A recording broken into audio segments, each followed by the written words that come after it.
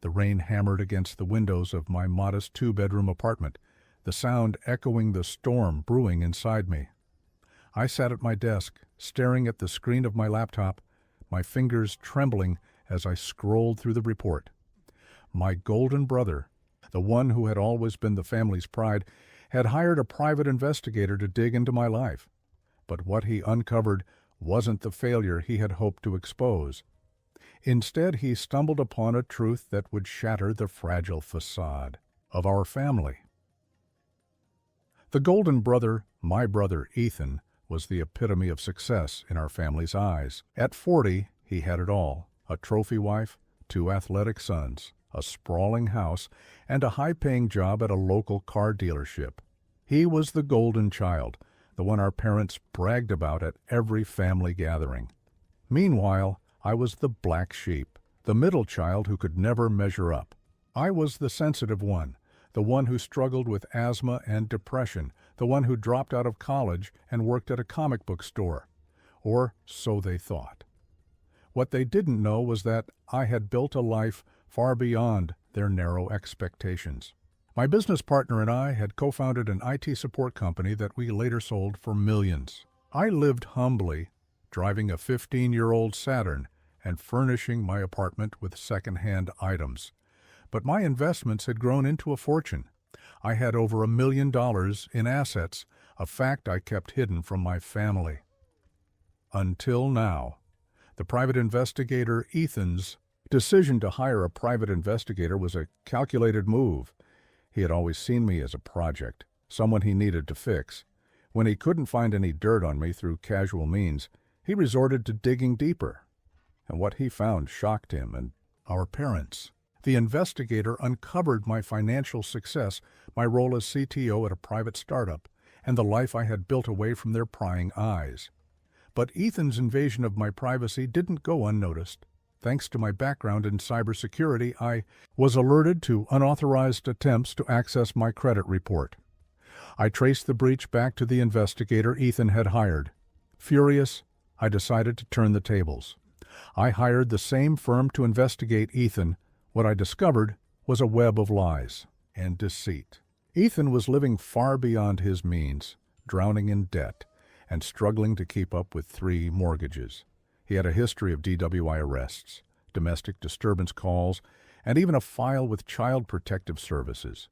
His perfect life was a facade, and I had the evidence to prove it: the family dinner.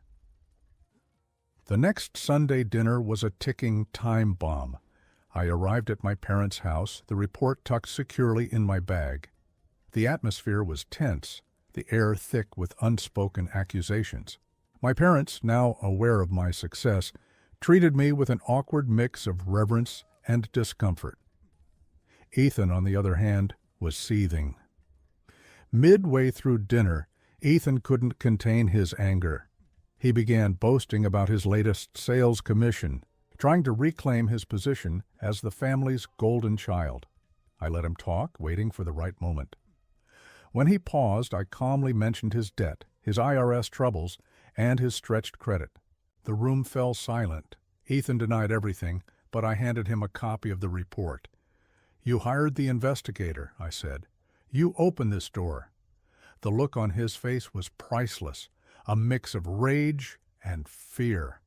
My parents, caught off guard, reprimanded him, but their sudden shift in loyalty felt hollow. The dinner devolved into chaos, with accusations flying and old wounds reopening. The aftermath, the fallout from that dinner, was devastating. Ethan's children, who had always looked up to him, now knew the truth about his troubled past. My parents, desperate to maintain some semblance of control, tried to mediate, but their efforts only made things worse. I left that night feeling a strange mix of vindication and guilt. I had exposed Ethan's lies, but at what cost? In the weeks that followed, I distanced myself from my family. I focused on my work and my mental health, stepping up my therapy sessions to process the emotional toll. My therapist, Dr. Bennett, helped me set boundaries and navigate the complex dynamics of my family relationships. A new beginning As the dust settled, I began to envision a future free from the weight of my family's expectations. I met Ava, a cybersecurity expert who understood me in ways no one else had. She became my anchor, helping me navigate the stormy waters of my family's dysfunction. Together, we started to build a life based on mutual respect and understanding, rather than obligation and guilt. The infamous Sunday dinners became less frequent, and when I did attend, I brought Ava along as a buffer. My family, wary of her presence, began to respect my boundaries. It wasn't perfect, but it was progress. I know the road ahead won't be easy. My family's greed and cowardice have left deep scars, and the journey to healing will be long. But for the first time in my life, I feel a sense of hope. I've carved out a life of my own, away from the shadows of my golden brother and the weight of my family's expectations. As I sit here, the rain still falling outside, I can't help but feel a cautious optimism. The storm may not be over, but I've weathered the worst of it. And for now, that's enough. This story is a chilling reminder that family dynamics can be fraught with hidden tensions and betrayals. If you've ever felt like the black sheep in your family, know that you're not alone. Sometimes the best thing you can do is step back, set boundaries, and focus on building a life that brings you peace.